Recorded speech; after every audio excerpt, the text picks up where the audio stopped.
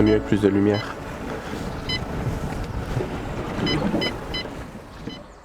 Le lac Léman, c'est vraiment un endroit juste magique, hein, un lieu très connu de la plupart des pêcheurs de brochet. C'est pas forcément la meilleure période, le mois de mars. La météo, l'eau qui est froide, voilà. Mais j'aime quand même bien venir sur les périodes un peu hivernales là. Si on a la chance de faire une touche, ça peut être vraiment la touche, quoi. Hein, potentiellement chaque lancée, ça peut être le poisson de notre vie. Je pêche depuis que je suis gosse, je suis issu d'une famille de pêcheurs. Puis tout petit, avec la pêche au cou dans un premier temps, hein. La truite, la carpe, etc. On va dire que je pêche assidûment, donc depuis 2006, les carnassiers, à raison de 200-300 jours par an. Et puis jusqu'à en faire mon métier, quoi.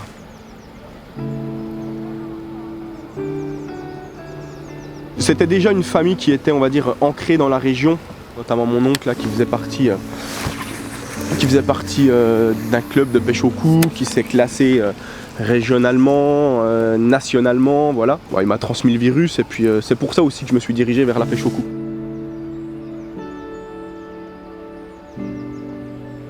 Toi, quand t'es gosse, là, tu touches un petit peu à tout. Alors même si quand je pêchais au cou, vraiment, j'étais bien dedans, quoi. Hein. Je faisais aussi quelques petites compètes. Alors j'étais jeune, hein, on va dire que ça s'est passé de mes 10 jusqu'à mes 16 ans, où là, je pêchais vraiment que au cou. Et ensuite, j'ai un peu tâtonné, tu vois, pour un peu la truite, un peu la carpe, le carnassier au vif, etc., avec des cuillères, tout ça. Jusqu'à, on va dire, me spécialiser, entre guillemets, dans la pêche des carnassiers au leurre, quoi. Depuis le début, je me suis dit pourquoi pas un jour bosser là-dedans, bosser dans la pêche. Alors je savais pas trop sous quelle forme au départ. Puis au fil des années, là, voilà, le fait de devenir guide, là, ça commençait vraiment à me trotter dans la tête. Jusqu'à tout plaquer, on va dire, entre guillemets. Alors enfin tout plaquer, ouais, c'est un bien grand terme, mais voilà, j'ai stoppé mon travail, hein, j'avais une place là tout près de chez moi, c'était bien, ça me plaisait, j'avais un certain confort,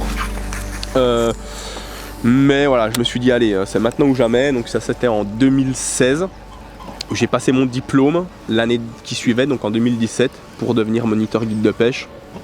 Et jusqu'à présent là, voilà, je suis guide, c'est mon activité principale, hein, et c'est la seule, je ne fais que ça. Ça fonctionne plutôt pas mal, pourvu que ça dure le plus longtemps possible, quoi.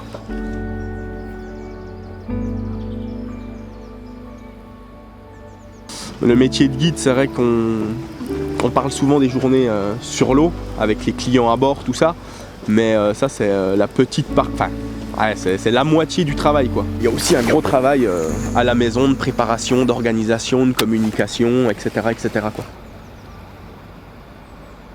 C'est 100, ouais, on va dire une moyenne de 120 journées par an sur l'eau à guider. Par contre, c'est un job, c'est 365 sur 365 jours, quoi. Bah déjà, je suis la meilleure femme qui existe. Donc là les gars, vous la trouverez plus, celle-là elle est prise depuis très longtemps. Donc ce qui veut dire que c'est...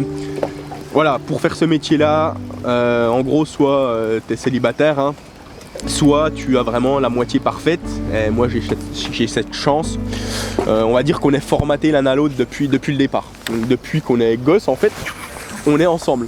Donc on se connaît par cœur, et donc elle a tout de suite accepté quand j'ai voulu faire ce métier-là. Et avant de faire ce métier-là, je passais déjà entre 200 et 300 jours par an à la pêche. Donc voilà, alors maintenant... Il y a aussi j'ai 2 filles aussi à côté, donc j'essaie quand même de passer un peu de temps à la maison, hein, parce que il faut bien, parce que ça me fait plaisir, et puis il faut bien couper aussi avec la pêche.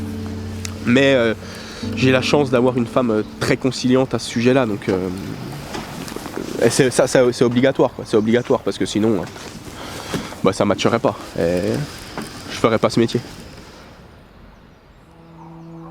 Sur un milieu comme ça, tu es obligé d'avoir une embarcation qui tient la route, quoi, encore plus quand t'es guide, parce que t'es amené, toi, je sais pas moi, le matin tu commences la pêche, la météo elle est cool, t'as vu qu'ils t'annoncent un coup de vent à midi il se passe toujours rien, 13, 14 heures toujours rien, puis ça se lève dans l'après-midi.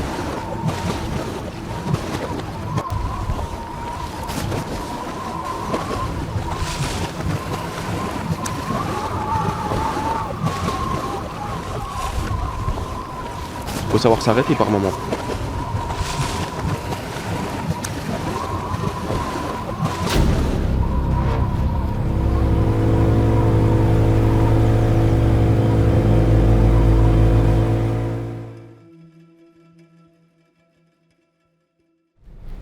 Allô? Yes, salut Yo, ça va? Ça va et toi? Ouais, ça va bien, ça va bien. Quoi de neuf? Bah écoute, depuis la dernière fois, pas grand chose là, quelques guidages et puis voilà quoi, la routine. Ok, ouais, écoute, pareil, hein, le boulot. Écoute, hein, je pense à notre dernière session quand même, hein, on a été chassés. Du lac, hein, ça j'aime pas ça, hein, quand on a chassé par la côte raisonnable. Ah bah. Et je te rappelais parce que bon, comme on s'était dit, il y a peut-être moyen quand même qu'on boucle ce qu'on avait commencé. Moi j'ai jeudi, vendredi prochain. Ok. C'était pour savoir si tu étais dispo, pour qu'on puisse voilà, terminer ce qu'on a commencé, et puis en espérant que ça se passe mieux au niveau météo, puis bah, au niveau pêche aussi, qu'on a un petit peu plus d'activité. Ouais, bah écoute, de mémoire, jeudi, vendredi, c'est ok pour moi. À vérifier quand même quand je rentre, là, parce que je suis en voiture, je regarde. Je regarde vite fait l'agenda, mais il me semble que c'est ok. Ouais, moi je suis pareil, je suis en bagnole, mais c'est bon pour moi. Bah écoute, ce qu'on fait, je contacte déjà le Châtelet pour voir s'il y a de la dispo. Mais je pense que ça va être bon. Je m'occupe du mobil-home, je m'occupe de la résa. Je te fais un SMS, je te confirme si c'est bon. Et bah, ce qu'on fait, si c'est bon, on se rejoint jeudi matin. Au camping, au Châtelet, puis on part directement tous les deux de là-bas. Ok. Impec. Écoute, je rentre, je te confirme tout de suite dans la foulée. Eh bah super. Allez, on fait comme ça. Ça roule. Allez, bonne Allez, à plus, ciao, bye. bye.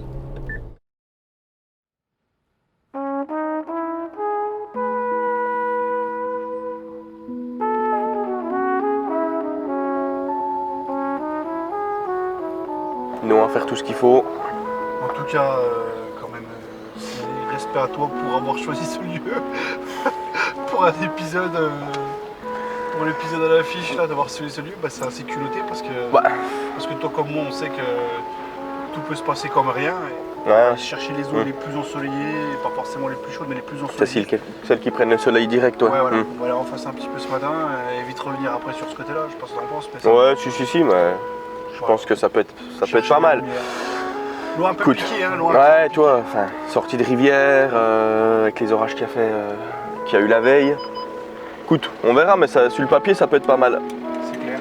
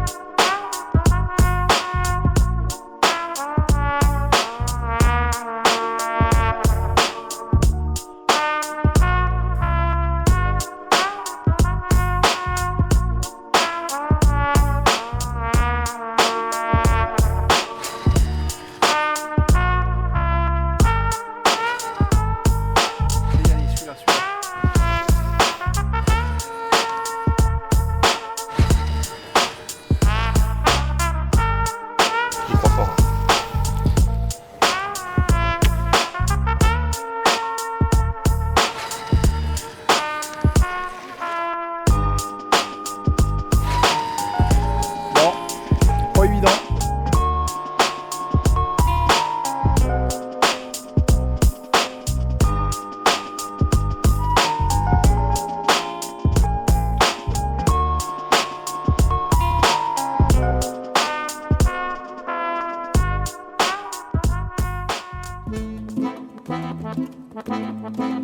À bicyclette, à bicyclette, à bicyclette, à bicyclette. Grosse journée là, à passer des heures dans le néant. Journée galère comme ça, les gars. Ça vous arrive souvent d'aller sur le Léman comme ça et puis de rien avoir? Franchement, moi je vais être honnête avec toi. Après Lionel il l'est aussi. Bon, pas... C'est clair qu'aujourd'hui, moi je vais dire, hein, sur une saison, tu prends beaucoup plus de capots que tu prends de poissons. Je pars sur une saison complète, attention, hein, je parle pas du mec qui vient pêcher 15 jours dans l'année ou je sais pas quoi, qui vient faire fin août jusqu'à début septembre. Clairement, si tu pars une saison complète de début mars, enfin, pour moi elle commence début mars, tu vois. Perso, il y en a qui pêchent même janvier-février. Hein. Je parle pêche au brochet début mars jusqu'à déjà fin mai, une année comme aujourd'hui, comme cette année là, jusqu'à fin mai. Ouais, tu vois. Ouais, tu peux te faire des 10-15 sessions d'affilée capot quoi. Ouais, Carreau, quoi. 17, moi je suis là, on a 16 ou 17 journées d'affilée capot de touche. Après ça dépend aussi des 2019. saisons, ça va dépendre de la météo, ça dépend. Voilà. L'eau elle est restée, je dis, à Mais- 10 degrés pendant. Mais c'est pas impossible de faire 10, 15, 20 sessions d'affilée carreau quoi. Carreau. Et c'est pas aussi impossible de faire 10 sessions d'affilée avec un poisson quoi. Ça, c'est typique du Léman, quoi. Il n'y a pas de règle. Y a pas- Ça c'est typique des lacs alpins, je ouais, pense, des lacs déjà. alpins. Après, il n'y a pas de règle. Et de deux, j'ai envie de te dire, moi je la parente comme ça quand même. Hein. Tu sais, dans la pêche, c'est un peu comme dans l'athlétisme. Tu as des 100 mètres, des 200 mètres, des 400 mètres. Tu as les mecs qui vont courir des 10 bornes, des 21 et des marathons, tu vois. On va dire pour les plus extrêmes. Ici, clairement, pour moi, ce lac-là, C'est c'est de le la plus pêche de extrême, l'extrême. c'est du marathon. C'est un marathon. C'est un marathon. Franchement, je veux pas dire que c'est le... Et quand t'es habitué, quand tu sais à quoi t'en tenir, tu l'acceptes, t'as pas le choix. Après, t'essaies toujours de te remettre en question, tu te dis, t'essaies d'analyser les choses, ce que t'as bien fait, ce que t'as mal fait. Mais au final, quand tu connais ton milieu, quand tu as l'habitude de fréquenter ces milieux-là, on en revient toujours à la même conclusion, c'est souvent les poissons qui décident.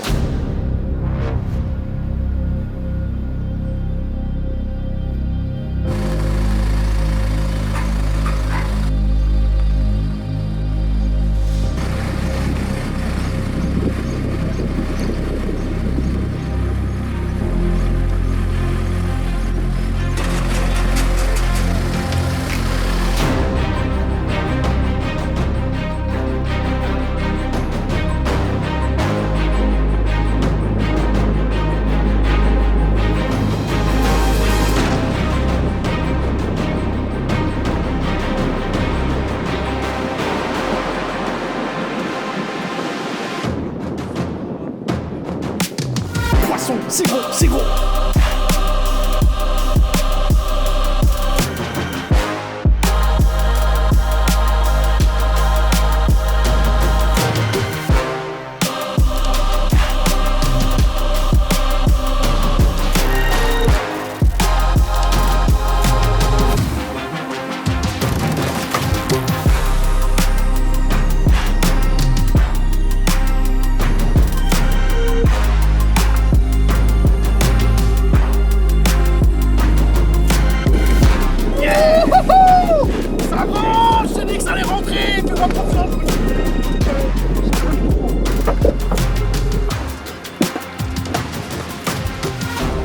Au mérite, il a un beau Ouais, dos, je t'ai hein, dit, ça, c'est là. ouais, il est très beau, putain, ils sont beaux. Beau poisson, bien proportionné.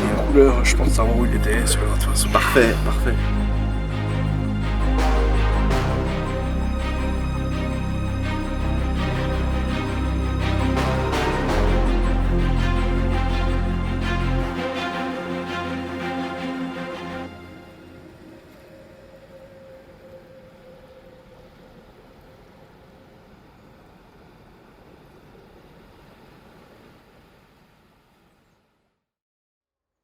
C'est vraiment une pêche au mental, hein, parce que De leur utiliser après. ça engage peut-être que toi. Bon. Voilà, mais le type de leurre utilisé, c'est souvent des leurres.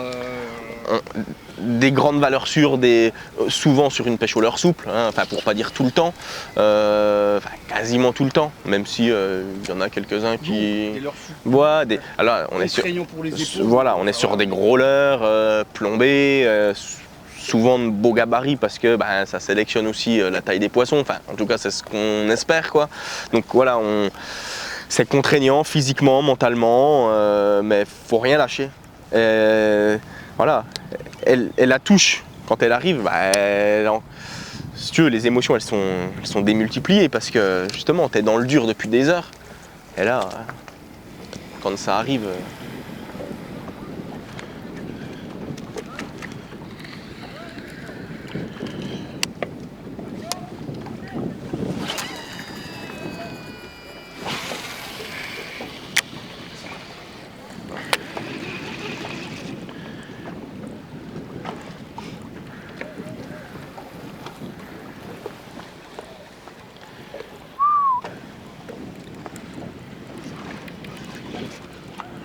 On sera à l'arrière, on va le laisser tranquille.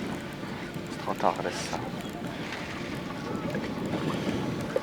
8 mètres, là ça a été ça de toute façon 8, 10, 5 secondes quand même. Hein. Enfin, ça va. Ça va, ça va. Oui, c'est vachement pire. 5, abusé. Mais pour moi, si les gars, ça arrive pas. Poisson, c'est gros. Poisson, c'est gros. GoPro enregistre les vidéos. Ah, c'est pas si gros. Ah, c'est pas évident.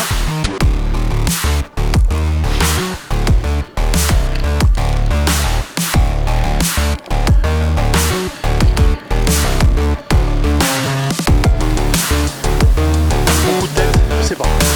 Si, c'est gros, c'est gros.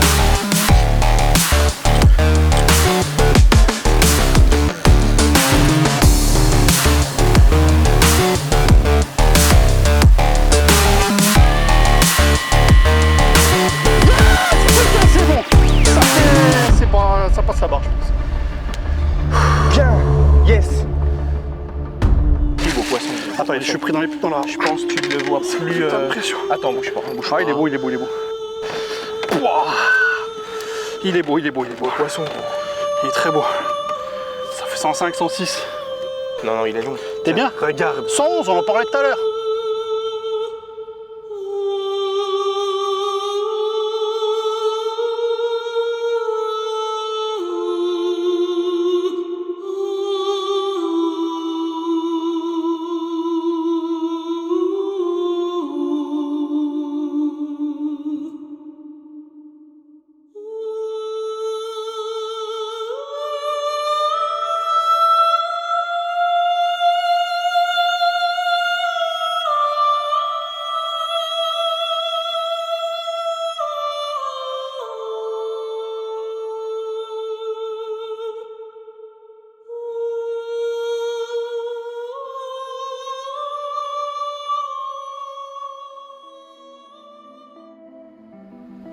Mais par contre, t'as vu la différence entre les 2 jours quand même, sur les mêmes zones, les poissons pas forcément postés pareil. Ouais, Ça bouge d'un jour à l'autre.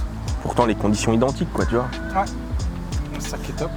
Mais voilà, après, bon, tu sais, comme on dit souvent, c'est ce qu'on voit se passe forcément sur Ah le non, moment. la Du preuve, coup, hein. La preuve. Dans le désert comme souvent. Les Après, pêcheurs ça fait du pas peur. désert quoi. Non. C'est pas peur, moi non plus, je sais plus. Voilà. Moi franchement je pense que j'ai plus de poissons, c'est même sûr, j'ai plus de poissons pris dans le désert que... Que dans le cône de l'eau. Oh, ah bah ouais, grave. Bah ça pour le coup, ouais. Ça c'est clair. Pareil, bah, écoute, en tout cas c'était bien cool. Non, bah franchement top, hein. Merci pour ces 2 jours. C'était pour toi dans la continuité de ce que tu fais tous les jours quoi. C'est ça. Ouais, C'est ça, ouais, bah. c'est ça en plus, hein, c'est cool parce que tu vois on a passé tous les deux. Bah après voilà, enfin... Tu tes réflexes, bam, ça connecte. Ouais alors voilà. Enfin, les réflexes, Après ouais, franchement sur un bateau, pour moi c'est un équipage. C'est pas... Ouais, c'est ça. Tu fais le poisson, Ouais, c'est pareil. ça aurait pu être moi. Pareil. Ça y a aucun problème. Et moi du coup c'est mon quotidien, ça... Enfin, même plus que ça parce que je ne pêche pas donc quand je guide. Donc, Voilà, donc là c'est cool, c'est que tu peux tremper de l'heure. moi, au final... Ouais franchement c'est cool, ça fait plaisir. Ouais. Ouais, c'est un mode d'équipage encore plus là. Donc c'est Bah ouais. Non mais c'est un travail d'équipe, comme on disait, voilà, tu te motives. on prend les choix ensemble, on discute, on essaie de trouver une stratégie payante. Il y a l'écustage, il y a voilà, le poisson. Ça, il n'y en a pas beaucoup qui le comprennent, mais ouais, l'un ou l'autre, moi j'ai toujours été comme ça sur le bateau. Soit l'un, c'est mission réussie. Moi, le but, c'est de le mettre au bateau. Mais c'est ça. Après, Exact. Tu sais que tu pêches pour peu de touches, hormis. Il y a des journées où tu prends plus de touches, mais des journées comme ça, voilà. C'est un peu la loterie, quoi. On est deux à pêcher, ça tombe sur toi, ça tombe sur moi, ça tombe pour nous, quoi. Voilà, c'est tout. Le poisson, il est au bateau, c'est parfait, quoi. ouais, c'est cool. C'est parfait. On y est arrivé. Mission accomplie. Tiens, On y est arrivé. chill. Voilà, ça se termine comme ça. On vous dit à bientôt. Et puis si vous avez l'occasion d'aller voir ou revoir ce que fait Lionel tous les jours en tant que guide, n'hésitez pas à y aller, n'hésitez pas à le contacter. Vous passerez forcément un bon moment. Et au-delà de ça, au-delà de la pêche, ça reste quelqu'un de top sur un bateau, toujours de bons conseils. Et puis comme dans la vie de tous les jours, c'est quelqu'un de bien. Donc ça peut que bien se passer pour vous. Cool, merci. À plus.